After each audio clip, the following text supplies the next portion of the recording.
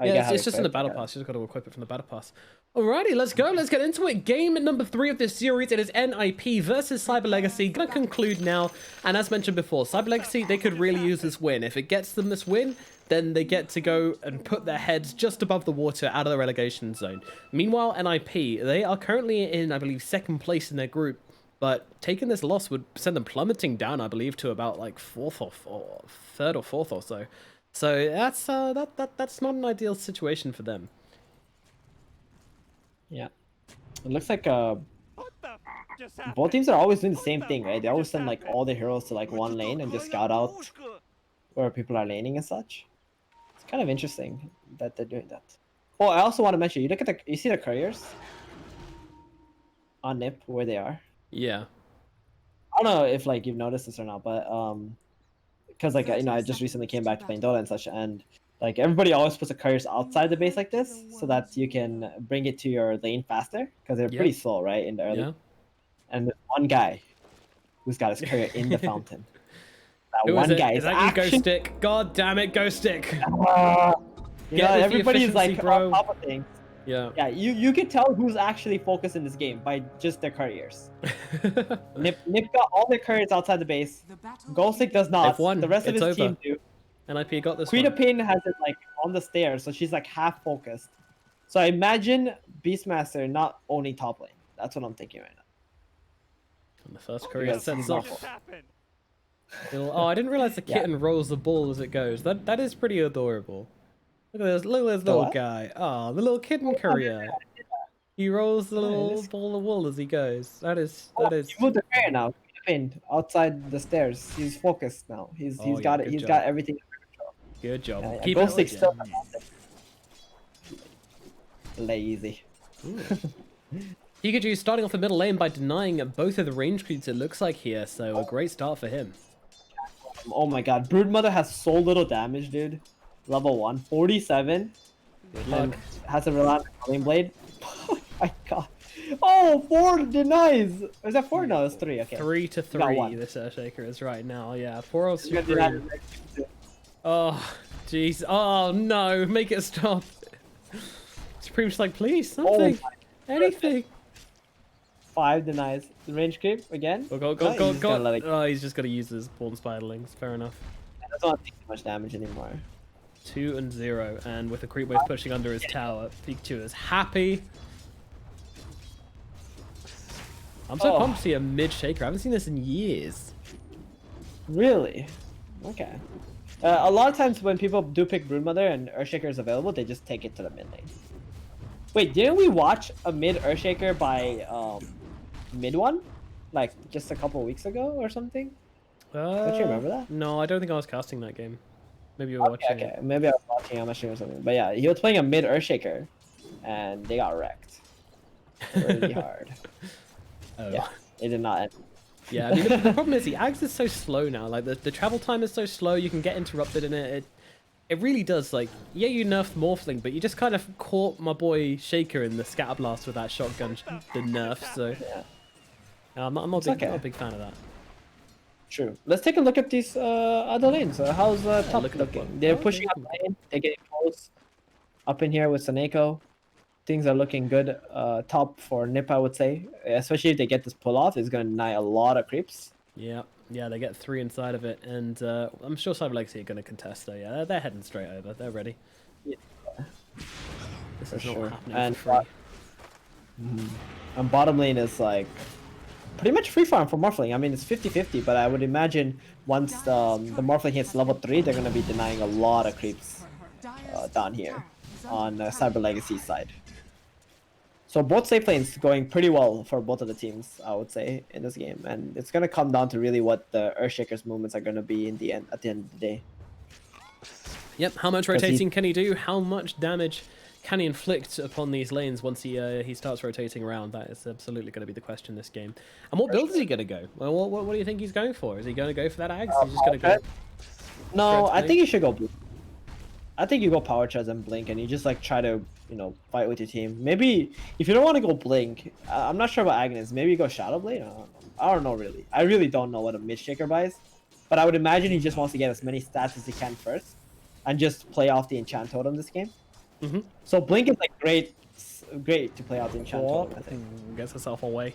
A lot of damage being put out there with the chains and with the Arctic Burn from the Wyvern. You know, bringing her down up in the top lane. Okay. Ember is doing okay. Saberlight in bottom as well. He's being chased down. Plantimos, he doesn't have the waveform, but they've got the Nightmare to take him down. Era tries to help him out, but unfortunately... I like this. Oh, Dude, this epic TeamSpeak blood, pause. and then there's a freaking playground that shows up on our screen. It's pretty annoying, I won't lie, but, you know, chat seems to like it. It's broken. Why are there so many Meepos appearing? What the hell is this? Anyway. Alright, it's ready. They're ready. Play that game of Whack a Meepo. And it looks like Phoenix could be in some trouble as well. I mean, the Adaptive Strike is onto him, but he's got Icarus Dive. He's all good. Clears himself out. Yeah, he tried to cancel it, but the dive didn't come out right away by Era there. So I wasn't able to. So Supreme has made his way into the jungle now. He doesn't really want to lane up against the Earthshaker and his max Aftershock.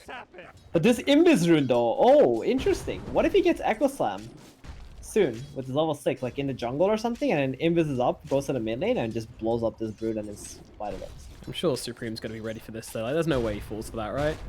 Right? He's had a pretty dodgy series, I know, but... It could be very interesting if he does do that. I mean, it would be entertaining though.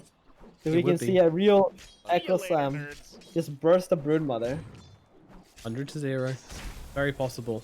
We will keep an eye on that. Meanwhile, up in the top lane, a bit of chasing going on into Big them again here, as they are going to be able to get off these chains. Queen of Pain in some trouble, but she's got that blink again. But they'll defend the bounty rune, grab that one, get themselves a bit of gold, and it looks like it is going to be 3 for 1, yeah. NIP happy. Yep. This time around, the Beastmaster is having a much greater lane than the Beastmaster from last game. Yeah, Pikachu tried to do it. Look at him. Did he try? He tried. Did it work? He tried. He didn't. No, he didn't get the Echo Slam off. The Supreme was ready for it.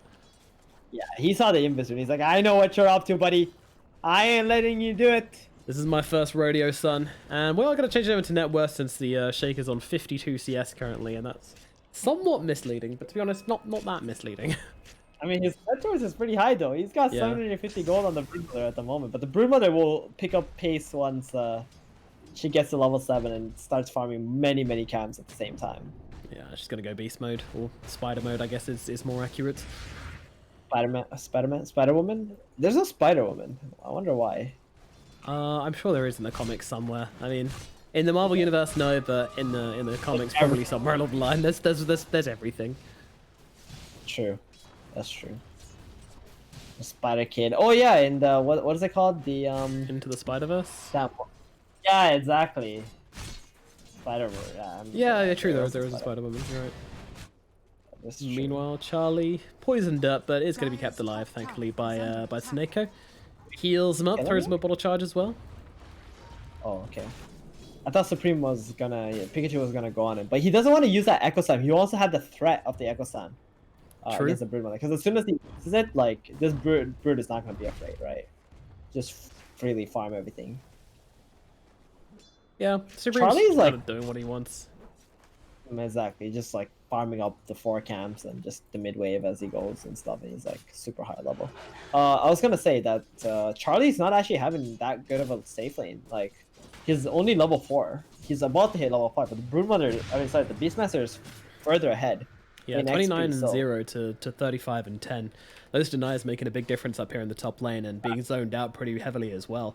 Meanwhile, down at bottom, they're chasing Happy Durara, but this isn't really a kill. Happy Durara's got his brown boots, was able to cleanly skip away from Saberlight and Era, not really resulting in much. And as expected, Plantimos completely uncontested, loving life. Dude, this Beastmaster pick, man. This is gonna be very painful now, because the Ember can't even lane top anymore, now that he's level 6 on the Beastmaster. And he also has a Necronomicon. So, things are looking real bad for your boy Charlie here. Charlie boy not having the best of games so far on this Ember. I mean, this is a hero which loves XP as well. I mean, this is a hero which needs XP, actually. And to not have a good start it makes us, like, everything I was saying about the hero, you know, how powerful it is. it just kind of falls flat because you don't have this powerful spells. Meanwhile, Soneko's actually the one that goes down. He drops the slam for that as well, so that is a Wyvern getting dropped. Pika is down. He's gonna get a D ward off here too. Nope, it doesn't get it. He put it on the hill. Close, but not quite there. Yeah. So what I was gonna say was like, because they picked the Broodmother and the Earthshaker went to the mid lane, the Ember lost his lane top. Yeah. You know what I mean? Yeah, yeah. Because the Queen of Pin became the support. Right? So because the Queen Quab is the support, this Ember couldn't lane against a Quab Beastmaster lane. Now he could have had complete free farm, and he could have probably crushed his Beastmaster if there was an Earthshaker support. The roundabout ways of Dota 2 sometimes just doesn't make sense. Right, and now this Broodmother is like pretty much cucking his team in multiple ways. So this Brood better be really worth it for picking this hero. Yeah, I'm worried that she might not live up to standards, but we shall see what she's able to pull off here. The Iron Talon going to help out her jungling speed if she wants to, or she might hand that over to... Nope, it's going to be grabbed right the way up. Meanwhile, up in the top lane, Soneko being jumped a little bit here. Ghost Stick as well, trying to chase him down. Has that roar, but doesn't want to throw it out just yet.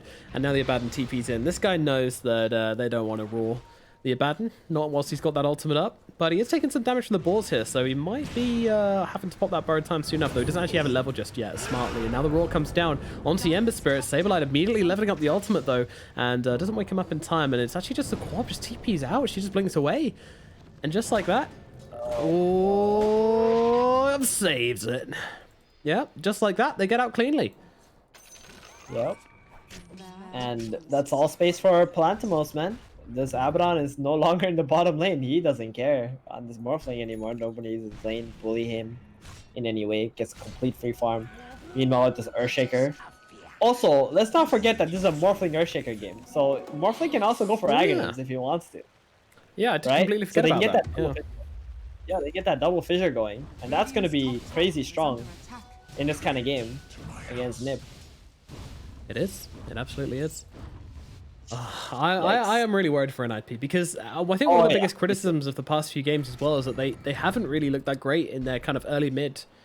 And this is a game where they need to look great in their early mid. Like, they need to put pressure. They need to be the ones in control. And right now, this laning phase isn't looking good. And if that extends into a dodgy kind of early to mid game, then you're not really...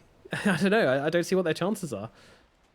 You're just going to get out-farmed by this Morphling.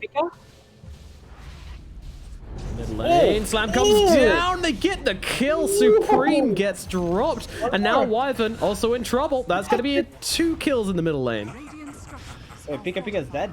Yeah, he's still going to get killed off by these Spiderlings. They try to smoke him up, but the Spiderlings are chasing, and they get the kill. Damn, it's because he missed the enchant totem. He really wanted to go in there and like try to kill some of the spiders. But Broodmother microing that and getting the kill. At least they get something out of it. But like, come on. If you're a Broodmother team and you're behind 3k gold 11 minutes in, that does not feel good. Yeah, this Brood pick doesn't really seem to be working out too well for them just yet. Charlie? Is he good here? He doesn't have a Remnant. He's being chased by a Boars and Necro unit. He's dead, dude. He's not good, bro. Oh my... Oh, Jesus. Oh, he has to use Christ. Winter's Curse to actually save this Ember. Oh, man, that's a feels bad man to have. They're just, like, throwing their big key spells. Oh, Brood again. Yeah, they're playing around the middle lane.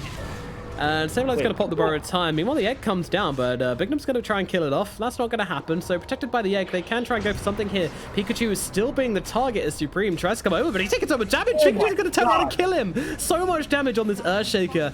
And that is the 4 points in the Enchant Tome. Now, Palantimos comes in, finds himself the pick off onto Era, making it 2 kills going the way of Cyber Legacy. Saberlight, he doesn't have a borrowed time. He doesn't have much time left at all, to be honest. But meanwhile, Soneko able to sneak over the top. Oh, nightmare. Charlie's going to find it, though. Jumps in, but he has dived in deep for this one. And Palantimos is looking to punish him. Does he have a Remnant? He does. Gets himself away over towards Soneko. And that should be Charlie surviving. But, I mean, with that Winter's Curse earlier up at top, you could almost hear Soneko sighing as he dropped it there. Just like, all right, fine. I'll Winter's Curse the creeps which are coming to kill you. Like a parent who has to, you know, dish out more money for their kids' broken Xbox because they stuck their tongue in the disk drive or something. and everybody on Dire is crying when the Earthshaker is killing off the Broodmother all by himself. Yeah. Without even stopping the echo there. Oh my god. Yeah. This is so big, and he's going for the Ags after the Blink Dagger now. This is perfect, right? So he's got like multiple mobility tools available for himself. Pretty damn brilliant. Yeah. There's very little to doubt about Cyber Legacy's gameplay so far. They've looked so tight in this this third game. Not letting the pressure get to them at all. 5k up, 7-2. Their Morphling is doing excellently, and their Shaker is doing sublime. And look at the Ember too. He's going for a Desolator first. I'm not gonna lie to you. Every time I've seen Ember go Desol first item, it's always been a complete disaster. Like I don't know. I don't know why. Pubs or officials or whatever. Like I've seen a lot of pro players pub replays and such, and it's so bad. Why wouldn't you go Spirit Vessel in this game though? That's what I don't understand. Yeah, it would be pretty nice. That's true. You're against playing Morphling. That would be actually very good. Matter of fact, but I think Phoenix wants to go for it, right? Maybe. Pika? Maybe. Pika? Oh, they kind of dropped the Winter's Curse again just to keep him locked down here as Sableye and Nero will escape, but the blink away from Pikachu, very cute here, trying to turn it around, but he doesn't actually have the mana. The Diffusal Blade on Supreme controls him up and allows him to finally get that kill. That pesky Earthshaker finally loses his life here at mid. Yeah, they did. Yeah, and now they get the tower. That was so good for them to actually do this. I mean, I hope Charlie's Desol build actually works out and he wins the game, because I have not seen Ember with Desolator do anything. The thing is, Desolator is really good against Morphling, right? Like, we had this conversation a while ago. It's a great item. Just reducing his armor when he's full agi just makes him feel squishy to right clicks, which is beautiful. No, you mean when he's full strength, right? Sorry, yeah, when he's full strength, yeah, and he takes more damage, yeah. Yeah. Bignum? Oh, Era? You don't got egg, bro, but you okay, Bignum. All right, all right. We'll call that a feat. I mean, we gotta call it as it is, right? No, yeah, pretty big assist from Sableye there, but all the same, kill doesn't look great. Out of mana, out of life. See you later. He could have walked away and waited for his next blink and like blinked out, right? There's no stunts on Nip's side. He was going for the bounty rune, try to steal that, but you know he really just ended up manning up on the Phoenix, who's just much stronger than he was at that point. All right, so we've got a breath of life breathed into NIP right now. Still seem to be holding back pretty heavily and just letting Palantimos do his thing, which is the big concern for me right now. The Morphling does seem to be completely unchecked in his own jungle, just farming away, and I'd like to see NIP kind of shift down here to put some pressure on him, but they got to wait for these timings, you know? They got to wait for this Desolator on the end, but he doesn't actually have much of an item yet. And the Phoenix as well, looking forward to Spirit Vessel, already got the urn finished up, so not too far away, but... well, still got to be a long way off. I mean, that's why I don't like that the Ember Spirit didn't go for the Vessel, just because the Ember Spirit can get it so much quicker. And then you have like a real kill potential onto Morphling before he gets Manta. That's not going to happen now. True. Very true. I think if Ember did get that Vessel, they would be playing a lot more aggressively in this game as well. Because they have that potential, like you said, to be able to kill off the Morphling. But I mean, Morphling is essentially the untouchable hero now, and he's gonna get Manta, and he's gonna be even more untouchable. And if you look on the side of Nip, they don't have any ways to even like kill those illusions. To be honest, the heroes don't have any percent. Like Wyvern is their only pretty much wave clear spell that they have on their lineup. That doesn't sound good at all, does it? They have Ember, to be fair. Oh, Shaker though. Pika. Yeah. Oh, gets a slam off though. Might be able to turn around, kill the Phoenix, but no, the Ghost of Breath comes in, but it doesn't matter. They got the damage all the same with the jump in from the Bane. Meanwhile, hold him still. Shaker still alive, finally gets killed off here, but Supreme and Ira are already dead. Now they look towards the sidelines here. Happy Jiraiya getting beaten down, but the Roar comes in, holding down the Ember Spirit. Meanwhile, the Morphling just causing chaos on the backlines here. Brings down Seneko. Looks towards Sableye. Sableye has the borrowed time and gets to be forced out of him. But unfortunately, the blocks are coming through, going for the TP, but there is a Strength Active Strike fully available, and Sableye will also be losing his life here. One hero left alive, and that is Charlie. A horrendous fight for NIP. Horrendous. Like, they went on the Earthshaker, and they're the ones who ended up dying on Nip's side. Yeah, they didn't kill him in time. He was able to get off all of his spells. He had a huge fight impact, even though he died, and, you know, that just means your resources are still being well used on the side of Cyber Legacy. exactly. And they didn't even get to use the egg in that fight, and now they're up 6k gold. They got the Dominator, Beastmaster. This is a lot of damage coming out from him. It's gonna buff up this Morphling too. Look at that Morphling, 250 damage right now per right click. 18 minutes into the game. That doesn't sound okay. That is not okay. Saneko, I mean, he can make some plays with his ulti, but again, Nip's comeback potential is not looking so hot right now. It is not. It is not. And they're poking them as they come out of this Roche pit. I mean, Ghostic is low. Era playing a dangerous game as he glides on through, but these minions from the Beastmaster are just holding them back and stopping them from really pushing too far forward and getting carried away with their poking.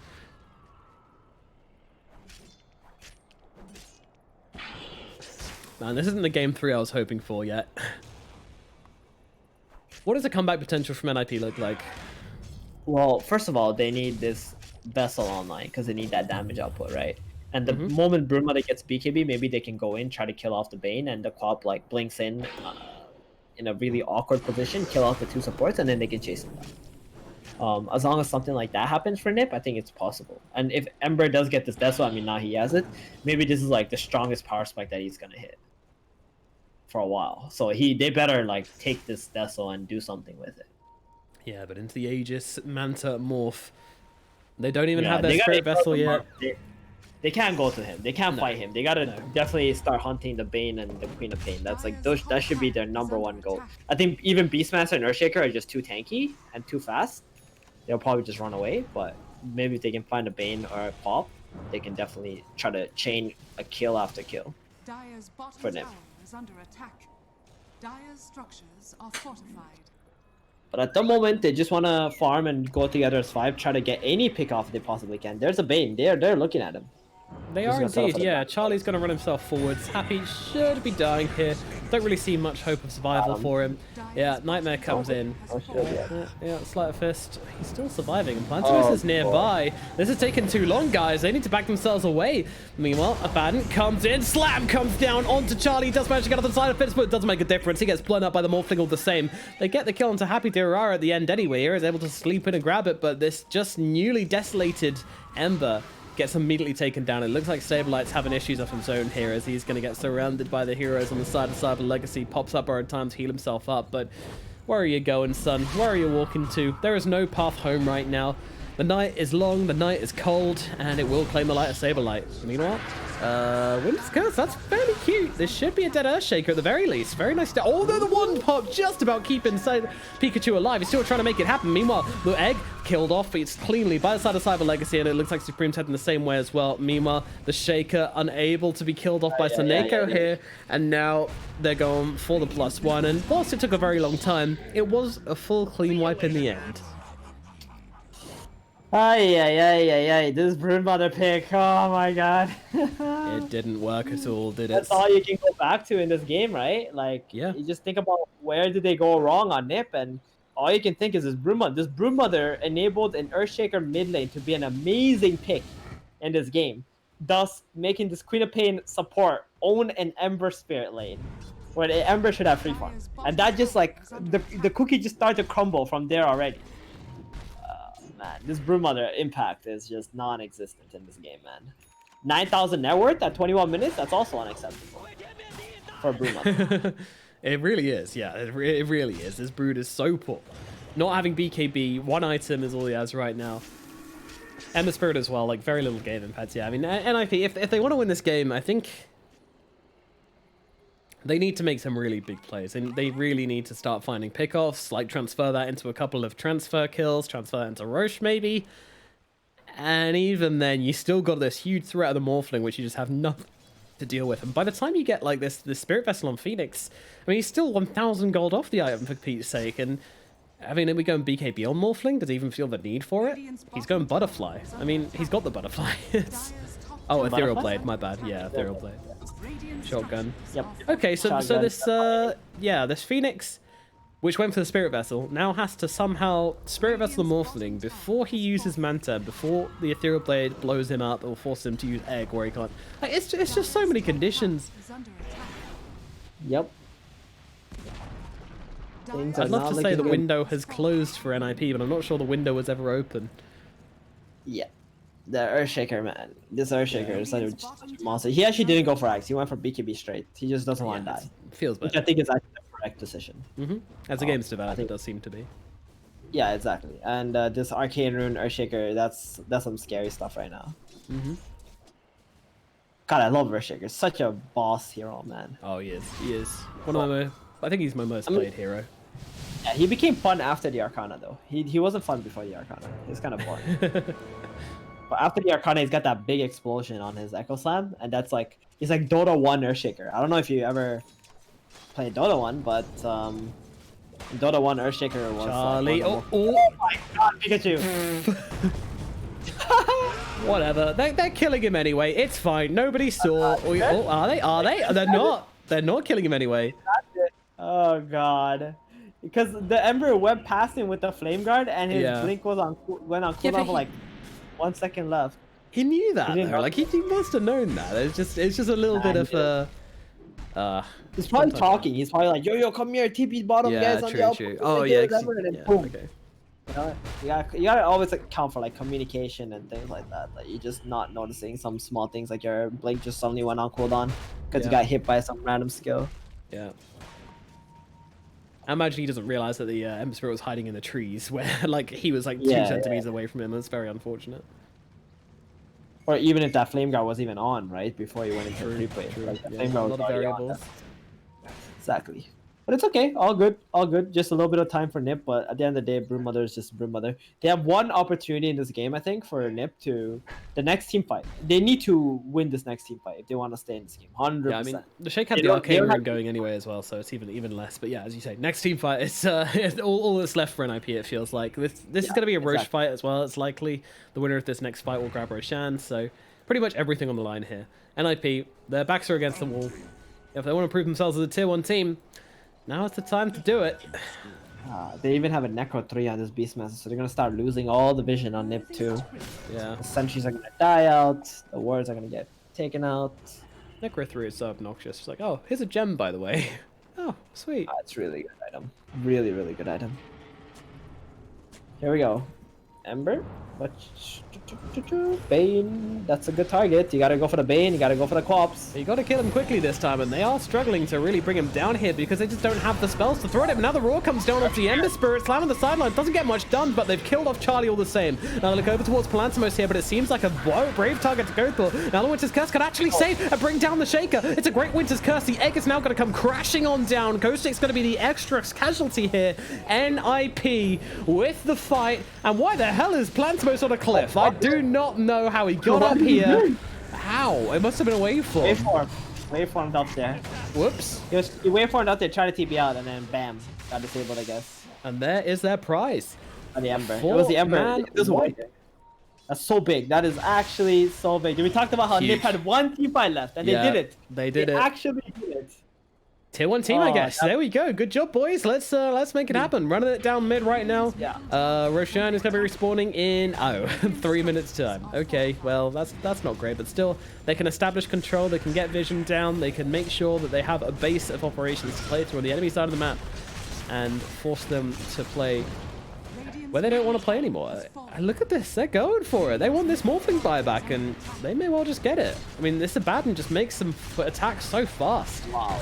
Yeah. The Spiderlings with the Curse of Avernus is pretty mental. Whoop, hello, rooted up. She blinked into this one. I do not know why. She's going to get saved by the Nightmare and blinks herself away. Meanwhile, the BKB penetrated by the Fiend's grip, holding him in place. Pikachu trying to come in and finish the job, but the chains come down. They're still doing a decent amount of damage, and they will be able to drop this spider eventually. And now Saberlight, he's in pretty deep right now. Pikachu's on top of him as well. The Morphling's coming back in 1 second. He's going to TP himself forwards, but Saberlight is already dead. Blade Mail not really going to do him much here, as he's going to get finished off by Bigman. Meanwhile, Winter's... What the hell? Oh, okay, up on the high ground. But it doesn't make a difference. He's already getting dropped here. And NIP, just as quickly as they gained it all, they threw it all away. Yep. That was a very good play by the Queen of Pain to just go in, clear the Spiderlings, and just buy time. For the moment that Nip turned all their attention onto the co-op, they were no longer killing the barracks, right? So they actually saved themselves a melee barracks. She also had like a buyback ready, and then she had a mech and magic wand, 18 charges, and the sleep behind her. So it was a really good play to just divert the attention away from the racks. Just YOLO it, you know? Just Yeah, go that for was, it. that was like one of the plays that, you know, really good players will make. To just like buy time or develop a team fight so that your team, when they are alive, the fight's already ongoing and they can just enter it without having to wait for something to happen. Yeah, without trying to like make some crazy initiation. Right, exactly. It's like small initiations, small situations. And Morphling, he's got a Scotty soon, almost there. Christ. Another 1,000 gold. That's gonna be huge. That's the counter to like Broodmother, right? Yep. She's gonna be super slowed. Won't be able to lifesteal that much either. There's a roar nice. coming down. It's onto the Winter Wyvern this time, but Ghost takes in Winter Wyvern. super deep here, and he's going to get finished off. Meanwhile, the Wyvern being easily kept alive here, and that's a my God. huge slam coming down from Pikachu. My goodness. Okay, this fight is over. This fight is completely over. This game might be over, Theban. Oh my God, that damage! Like my headset just blew up. I think from the sound of that echo slam. It was enormous. Okay. Oh my God. Well, I mean, we've had good plays from Pikachu the entire game. No, many really good slams until now. I mean, that was just 3,700 damage done in one slam. Brutal. Yeah, that was some crazy stuff. And this is gonna take the racks on. It's super easy. I mean, they won one fight top near Roshan when the Earthshaker echoed the BKB Broodmother, but after that, like, nothing else really mattered. I feel like they should just take it Roshan, right? Like after they get that big win. Yeah, they Roshan go down wasn't up for another 3 minutes, though. Oh, it wasn't up yet? Oh, right. No, but they definitely need to control the map. Era, what are you doing, buddy? He's gonna get dropped, does have the buyback, but the barracks are already gone. Let's see if Sableye can do anything about this. TP's onto the front lines. Palantimos doesn't really seem to care, though. He's just going to keep on switching forms, playing around, not really bothered by what Sableye has to say. And now, with 2 barracks down, an impossibly farmed Morphling, Roshan up, ready for the taking. Oof. Yeah. Look at Ember's might have one more fight, but I mean... Don't Google Ember Desolator. Let's hope we never Don't see this Google- again. It doesn't look good. He got 8,700 net worth. You know, he bought out like I said. Every time I see a Desolator being bought on Ember, it's like the last item they have. You know, they purchase in the game. It just doesn't feel like it scales. You know.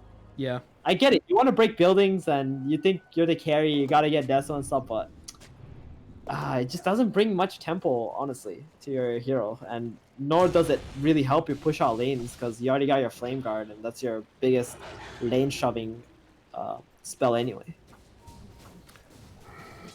Yeah, I mean, the logic makes sense, right? Sleight of Fist being physical damage, you know, boosts it up a lot, and you can just wreck people, but if you get it early enough, it can feel fantastic. But unfortunately, Charlie had such a crap lane that, it didn't feel good.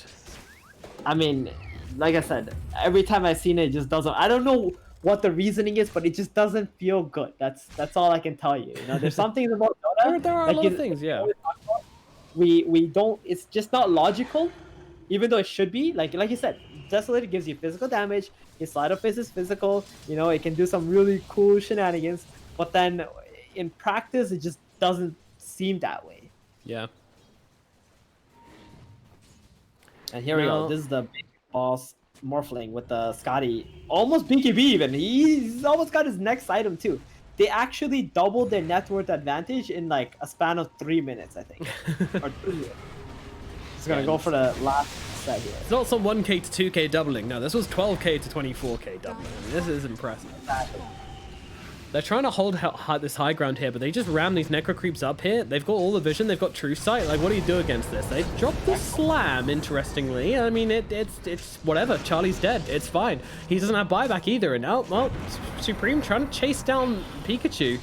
Doesn't really look like this is happening, although I don't know, maybe, but no, Palantimos is here. The big boys come in, and a beautiful Sonic Wave from Bignum cuts through them. Ira just trying to do what he can here, but there is nothing to do. They're all dead. Bodies litter the floor. The bottom lane is just running red with the blood of NIP, and it is Cyber Legacy. Dude, suddenly fight. 31k gold advantage. Jesus. After all the deaths and all the buybacks have been used up, all the gold that Nip has saved up has all been, you know, thrown down the well to bring everybody back to life. Yep. Cyber Legacy might as well be fly to moon with the flight path this net worth is taking, because it is shooting up to the sky. Damn. I mean, can you just believe that this all came down to because a team cut themselves with the last pick Broodmother? Yeah. Yeah. Like, you have the last pick. You have the absolute last pick. You can counter everything the enemy has or counter something the enemy has, and you decide to go with the Broodmother and counter yourself because the enemy can play a mid Earthshaker. Yep, congratulations. You played yourself, I believe is the term, and they most certainly did. Feels very, very, very bad. I mean, I've been in that position before. I've played myself many times. You know, sometimes you're for your own good, right? That happens a lot. Brain too big. Oh no, the Co-op's got the level 20 talent, the AoE Shadow Strike, and now Brood Spiders are going to be feeling not so great. Oh no, Prince Supreme turning around, has to go for a bit of a heal here with the BKB and does just about survive. But to be honest, I think Palantimos was even surprised about how much damage he did, or maybe he just expected the Brood to BKB it off. But Supreme really late on the reactions on that one and does nearly go down, but just about keeps himself alive to everyone's surprise. Unless it's for Palantimos, I guess. Look at Sableye here, just playing around with him. Trying desperately to see if he can just stop Palantimos. Please hit me, not my buildings. But Palantimos cares not. He doesn't care at all. And this Hawk as well doing so much damage. Oh, Sableye just completely disappears. Slam on the sidelines, just locking down Era, making sure there's no egg today. The Soul Cold Embrace going to keep alive a little bit longer, but the Roar is out onto the Wyvern, and now the Fiend's Grip onto the Ember Spirit as well. This game is over. This game was over a while ago. Now it's official. Palantimos with the Ultra Kill. The game goes to Cyber Legacy, and with it, the series. Told you. Yeah, you did. You did.